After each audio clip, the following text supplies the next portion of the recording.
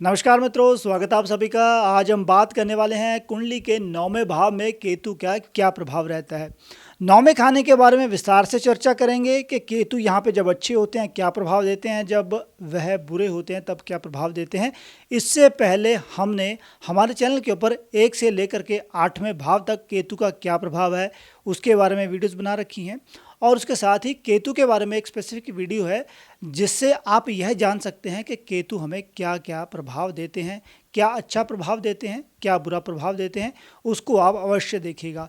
बहुत ही interesting video है, बहुत ही सिंपल शब्दों में समझाने की कोशिश करूँगा ताकि आपको पता लग जाए।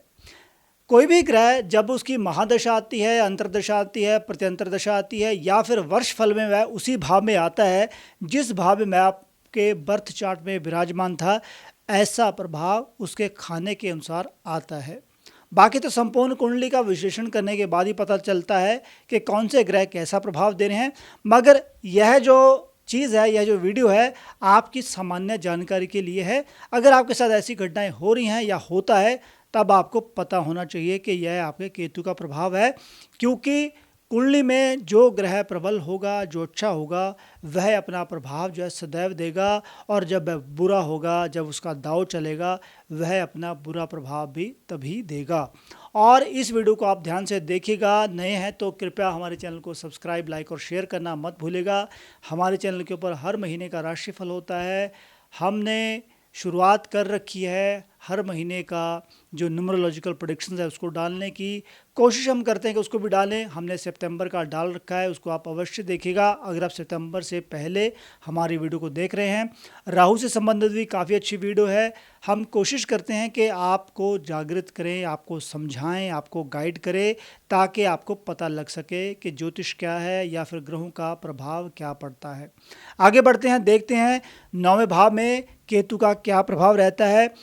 केतु के बारे में मैं आपको पहले बता चुका हूं कि हमने एक डिटेल्ड वीडियो बना रखी है, उसका लिंक इस वीडियो के अंत में दे दिया जाएगा, उसको आप अवश्य देखिएगा। डायरेक्टली बात करूंगा 9वें भाव की। 9वां भाव जो है इसको हम भाग्यस्थान कहते हैं, और यहाँ पे गुरु का प्रभाव रहता है। गुरु सदैव जो दूसरे, 5वें, 9वें, 11वें और 12वें भाव को सदैव प्रभावित करते हैं, और यह तो हुआ ही धर्म स्थान और भाग्य स्थान। और यह जो चीज़ है भाग्य, जिसको हम लक कह देते हैं कि व्यक्ति का लक जो है कब साथ देगा, या फिर इसको धर्म स्थान की संज्ञा दी गई है। धर्म स्थान से हम यह भी सोचते हैं कि व्यक्ति जो है कितना धार्मिक होगा, क्या पता उसके अंदर धार्मिकता है, क्या वह नास्तिक है, तो यह 9वें खाने से हम या फिर 9वें भाव से दे सकते हैं। 9वें भाव का जो संबंध है इसके ऊपर सीधी जो 7वीं दृष्टि है वह तीसरे भाव से पड़ेगी। अगर कोई यहाँ पे ग्रह होगा उसका भी प्रभाव आएगा। और उसके साथ ही यहाँ पर कुछ ग्रंथों में यह बता रखा है कि अगर द्वितीय भाव में अच्छे ग्रह बैठे हैं तो 9वें भाव के जो ग्रह हैं वह अच्छा प्रभाव देंगे, क्योंकि यहाँ पे दूसरे भाव का संबंध यहाँ पे माना गया है। और उसके साथ ही पंचम भाव का जो 5वीं दृष्टि, जो हम कह दें कि यहाँ पे जो 5वें भाव में कोई ग्रह होगा उसकी 5वीं दृष्टि 9वें भाव के ऊपर होगी, तो तीसरा और 5वें का सीधा संबंध यहाँ पे बन रहा है। और उसके साथ ही अगर लग्न में कोई ग्रह होगा तो उसका भी नव पंचम योग यहाँ पे बनेगा। तो आप देखिए कि जो भाग्य जो स्थान है वह हमारे लिए कितना इम्पोर्टेंट है। और यहाँ पे एक विशेष बात और है, वह है भाग्य स्थान के ऊपर जो दृष्टि पड़ रही है। एक तो लगन भाव की नव पंचम की दृष्टि है। लगन भाव क्या है? आत्मा है, व्यक्ति की शरीर का गठन है। और उसके साथ ही तृतीय भाव पराक्रम का है, उद्यम का है। जब हम कहते हैं ना कि यार यह व्यक्ति बहुत कार्य करता है, यह व्यक्ति बहुत बढ़िया काम करता है, इसके अंदर तो नॉलेज भरी पड़ी है, वह 5वें भाव से देखते हैं, क्योंकि 5वां भाव जो है विद्या का है और संतान का है। इसकी संतान बहुत अच्छी है। केतु जो है लड़के का कारक माना गया है, कुछ ग्रंथों में हम उसको ही लेके चल रहे हैं। और इस बात को आपने ध्यान में रखना है कि 9वें भाव का जो केतु है वह लड़का अवश्य देता है अगर वह अच्छा हो। यहाँ पे मैं जेंडर की बात इसलिए कर रहा हूँ कि यहाँ पे हम केतु की बात कर रहे हैं, वैसे मैं जेंडर न्यूट्रल हूँ मित्रों। तो यहाँ पे संतान का जो संबंध है केतु से माना गया है, जिसको लड़के की संज्ञा दी गई है ग्रंथों में। और 9वें भाव का केतु अगर अच्छा होगा वह एक से ज़्यादा संतान देगा। आप देखोगे अगर आपके या आपकी कुंडली में किसी के भी यार दोस्त मित्रों के है तो वह उसकी संतान उसको अवश्य मिलेगी अगर केतु अच्छा है। केतु अच्छा कब होगा? अगर मित्र राशि का है, अगर धनु राशि का है, मीन राशि का है। द्वितीय भाव में अगर गुरु होंगे, अगर गुरु बृहस्पति जिसको हम कहते हैं अगर वह वहाँ पे विराजमान है तो केतु अपना बहुत अच्छा प्रभाव देगा। और साथ ही साथ अगर इसके जो मित्र ग्रह हैं, चाहे वो शनि है, अगर शनि की स्थिति अच्छी हुई, मंगल इसको प्रताड़ित ना करते हुए, चंद्रमा अच्छे हुए, तो केतु अपना अच्छा प्रभाव देगा। और मित्र राशि का हुआ तो व्यक्ति जो है, ऐसे व्यक्ति दूसरे व्यक्तियों की सहायता अवश्य करते हैं। उनके अंदर जज्बा होता है, उनके अंदर नॉलेज होती है, क्योंकि पहला, तीसरा और पांचवें भाव का प्रभाव यहाँ पे भाग्य स्थान में आता है।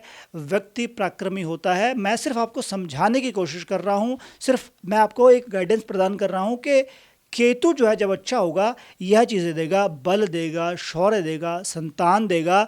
अगर वह व्यक्ति घर में सोना रखेगा और उसका सोना, उसकी संपत्ति जो है बढ़ती रहेगी। आप देख सकते हैं इसको आजमा करके।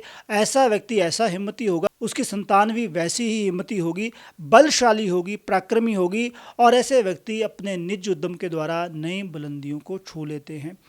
अगर वह अपना कार्य अच्छे से करते रहेंगे उनको लाभ अवश्य होगा।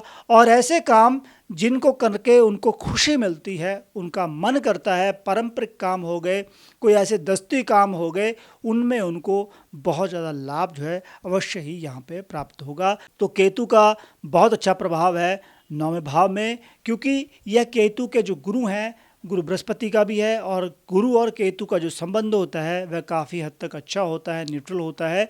और यहाँ पे केतु जो है व्यक्ति को, उसके भाग्य को भी जागृत करते हैं, क्योंकि केतु जो है आध्यात्मिकता भी व्यक्ति के अंदर लेके आते हैं। और ऐसा व्यक्ति धर्म स्थान की अगर पूजा अर्चना करता है, धर्म स्थान पे जाता है, उसको जाने का मौका मिलता है, तीर्थ पे जाने का मौका मिलता है, तो ऐसे व्यक्ति का भाग्य जो है और जागृत होता है। वह अपने भाग्य को तो बढ़ाता ही है, उसके साथ उसकी संतान का भाग्य भी जागृत होता है। उसकी संतान जो है बहुत अच्छी होती है। और ऐसा व्यक्ति अपने पिता के लिए, अपने माता के लिए बहुत अच्छा होता है। और पिता को समय समय के अनुसार ऐसे व्यक्ति के द्वारा सहायता मिलती है, और ऐसा व्यक्ति पिता को भी तारता है।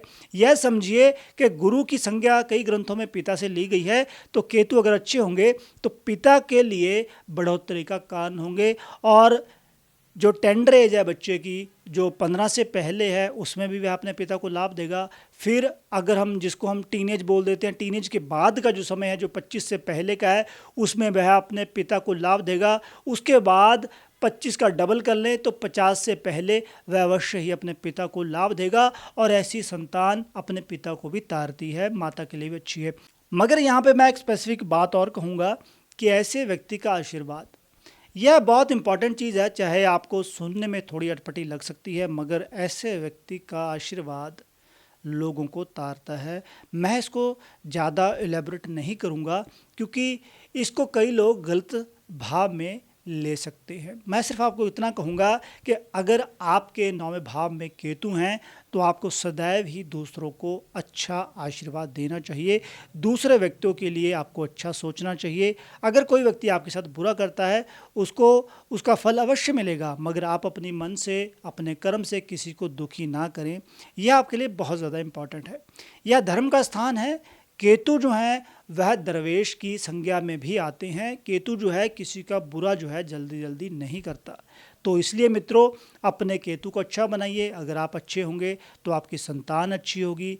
जो लेडीज़ हैं, जो फीमेल्स हैं, उनको कानों में सोना पहनना चाहिए, घर में आपको सोना रखना चाहिए, जितना भी आप रख सकते हो। और उसके साथ ही, क्योंकि सोने का संबंध गुरु से भी है, गुरु बृहस्पति से भी है, और अगर आप कानों में सोना पहनोगे, जो मेल्स हैं अगर वह पहनना चाहते हैं, जिनके 9वें भाव में केतु है, वह कानों में सोना जो है अवश्य पहने। इससे उसके केतु अच्छे होंगे, उसकी संतान अच्छी होगी, वह धनवान बनेगा, उसका काम अच्छा चलेगा, क्योंकि हमें भाग्य की सहायता अवश्य ही चाहिए।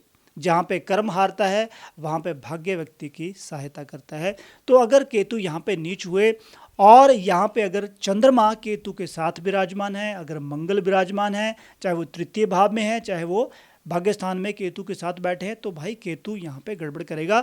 चंद्र केतु का जो योग होता है उसको हम ग्रहण योग बोलते हैं। ऐसा व्यक्ति किसी की सुनेगा नहीं, उसको मानसिक व्याधियाँ अवश्य होंगी, मेंटल डिस्टर्बेंस उसको होगी। मेंटल डिस्टर्बेंस की जो परिभाषा है वह बहुत ब्रॉड है और ऐसा व्यक्ति जल्दी डिसीजन नहीं ले सकता और उसको डिसीजन लेने में भी बड़ी दिक्कत आती है। वह अपने मन की करता है, दूसरे लोगों की सुनता नहीं है और उसके साथ ही उसकी संतान का जो योग है वह मंदे होंगे।